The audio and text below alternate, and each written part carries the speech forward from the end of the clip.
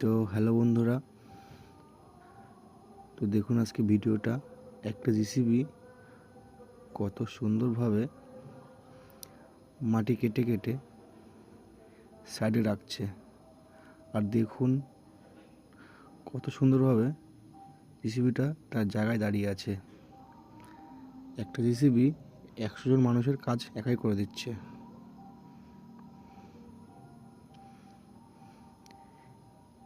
এবং খুব সুন্দর লাগছে দেখে।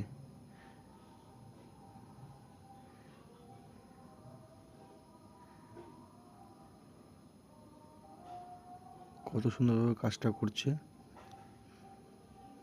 দারুণ লাগছে।